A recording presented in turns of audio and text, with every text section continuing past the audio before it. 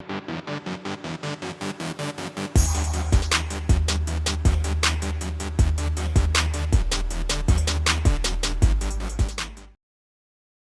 are still watching where is now the international plumbing community, as represented by the council, has a vital role in promoting the link between good quality plumbing, health, environmental sustainability, and increasingly economic prosperity. March 11 is marked by celebrations, competitions, seminars, and activities all around the world. People from within and outside the plumbing fraternity come together to learn, share knowledge, build connections, and find opportunities to collaborate to improve the quality of and access to fresh water and safe sanitation. There are now hundreds of annual World Plumbing Day events promoting the link between good plumbing sanitation and human and environmental health. So, happy International Plumbing Day.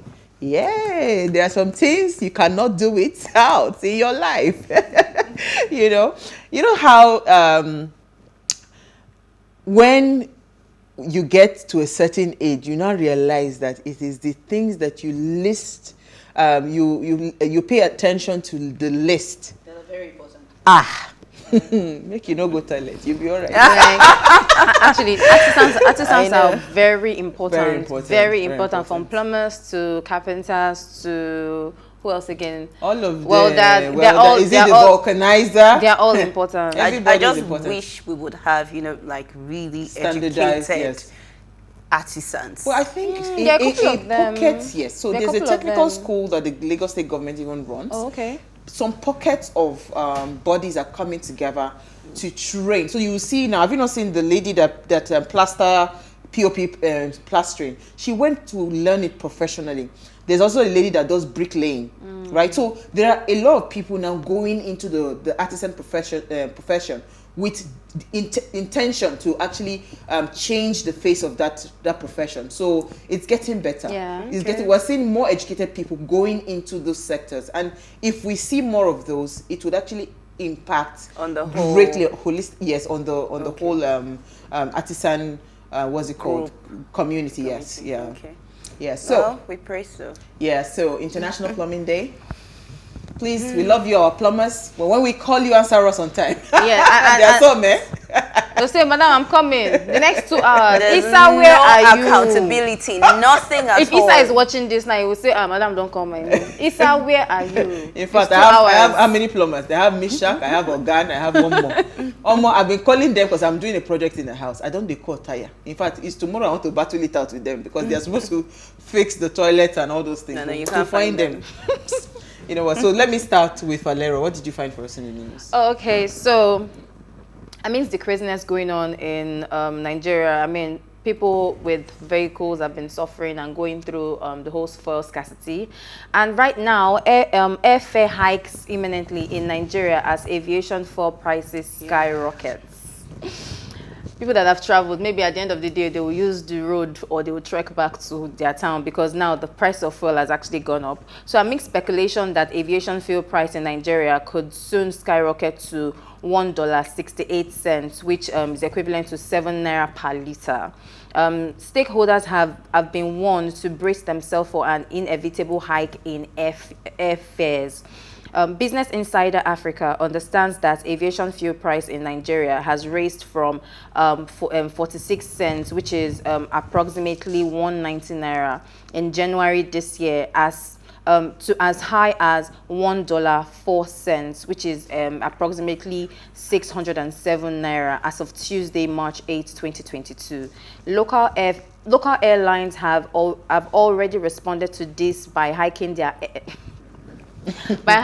fares by 100%. The operation controller of the Independent Petroleum Marketing Association in Nigeria, Mr. Mike Osatuyi, blamed the dramatic increase in the price of aviation on the ongoing Russian-Ukraine crisis. So just yesterday, I received a text saying that in January 2021, we bought aviation fuel at 190 naira per liter.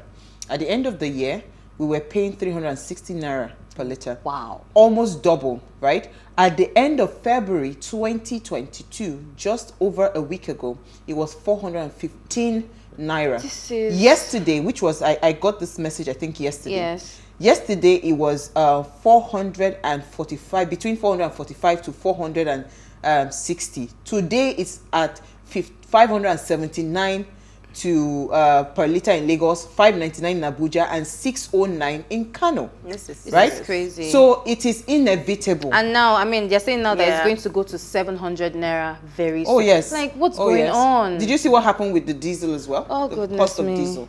This is at 700 already. Yes, yes. Yeah. My welder that I gave him something to do, part of what I was saying about the plumbing, was supposed to build like a water tank for me. The price literally in 2 weeks, because I didn't commission him to start, in 2 weeks, 100% increment.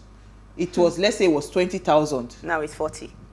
I had to pay 40,000 for it. Even if you had paid him, if he hadn't purchased the items, then he would would still have come called back you. and say, Yeah. ah, Yes, madam, I price can't has do gone the up. job. Yeah. Like, Yes. this is really crazy. What Crazy. happens to people that can't even afford it? Crazy. All right, so let's hear your story, Manny. Bamishe, outrage as new victim says arrested Lagos BRT driver raped her inside the bus. So many Nigerians have expressed anger after a grisly revelation that Nice Andrew Ominini Koron, the driver of the bus rapid transit vehicle, that's the BRT bus, arrested in connection with the brutal murder of a passenger, Oluwa Bamishe Ayankole, had in the past allegedly raped another lady. So Nigerians registered their displeasure on various social media platforms and called for an urgent prosecution of the driver in the interest of justice. Now, the female victim accused Omonini Koron of raping her on November 25th, 2021, sharing a similar narrative with Bamishe's saga. So she actually recounted her whole story on How he was driving. Same person. Yes. So now I want to address what the Lagos State Governor said. Yeah. That when you see that the lights are off, do not go in. This lady, when I read her story, he was on the move already. They were already And the lights riding were the bus. off. Then he was turned it on. He And turned he's it off off. while they were in motion.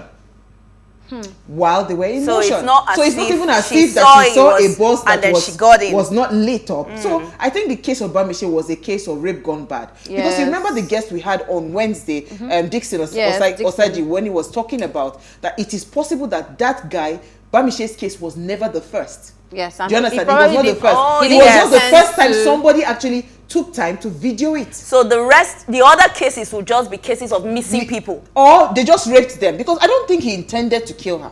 Bamishe. Yes, I don't Yes. think I think it was a case of rape gone bad. Because now, No, when I heard this... remember that some body parts No, they were- said, so the commissioner of police, I watched his video when he was giving his recount. He said that no such thing as a mutilation, that was all rumors. That her body is intact, is in the morgue. But for to verify whether she was raped, They have to they do were an going to do an autopsy. autopsy. Right? So that we're ruled still out, waiting yes, for- that ruled out the ritual, whatever it was, that Oh, the no, then speculations. that's Yes, good. it ruled out that. But she was assaulted. I am sure that it was a case of rape gone bad. maybe Yes. she fought him. Yes, And because Probably. there were altercations. You remember they said that the last time they heard from her, she was screaming at the driver and all of that. So that would have been possible. my God. What would have happened? Yes. So this is not the first time. So it was a but this rape time gone around, bad. he did not get away with it because somebody was videoing it. That girl said they were in motion. He switched off the light and told her to come to the front of the bus, right? Something because she was the only passenger and blah blah blah. yes. That was how he pinned her down. He switched off the light. In motion. He parked And and he said, had a knife yes, in he his parked hand. somewhere at whether the toll gate or something, and switched off the light and raped her. What? So he's a notorious rapist. And remember again, the guest was saying, how do they recruit these people? Exactly. Who are How the do they people? recruit? I This mean, is the same before you question get I a asked. job, before Yeah. you get a You job understand? in Nigeria, everybody knows And now that that is you why we have to cannot get rule out. references. Yes, we So cannot rule out the culpability of the Lagos State government. No, we because they are the can't. ones We can't hiring rule out. these Can't. people. Yeah, we can't rule out if a staff commits a crime in my office. It is you. They're coming for me. Yes. So you can't rule that out. Absolutely. No, it's not so possible. let me take my story quickly. This one is very scary. Nigeria should expect food scarcity by I June. saw that. This one, I don't know how to even react to it. Make we just begin the pack our load. They go. To Is there where room? now? I don't even know right Where do you now. want? Where are we packing So the load this is to? according to the what's it called, the Nigerian billionaire Dangote. He said Nigeria should expect an outbreak of food scarcity in the next 3 months as adverse consequences of the Russia-Ukraine war begin to come home to roost. Now, he said that the war impact, which has begun with the sporadic rise in wheat pricing, may soon spread to other food, including maize and other components of input for industrial food production, triggering low production and low supply. And that's what, according to Dangote. Now, you see, remember when this Russia war broke, Russia-Ukraine, when I was chatting in the group, what's her name? Madam was telling me that how does it concern us? No, it does concern us big time. There is no way anything, because right now the world is a global village. Even though we actually are not supposed to be suffering, even if we want to suffer for anything, not food, because we have the land, we have everything. Yes. So this time, if the government would only look at this as the perfect opportunity to finally get our agriculture right. We don't need to be growing wheat. Outside we don't need to be importing wheat. Yeah, but you know, it's not just about getting agriculture right. That's one of it, which is very important. We also have to look at the insecurity issues. Yes. Why are they not farming? Why are people beginning to abandon their farms? Farmlands, yes. Fear of dying. So the government has to step in right now to try to deal with these issues of insecurity. So it's about the agricultural part. It's about insecurity. Like everything, problem. yes, everything is just so I think our government should just sit up. That's telling you. So on that note, to take a break now, we want to discuss women-led businesses. We want to tell you how we can impact and change this narrative of unemployment. Stay with us. We'll be right back.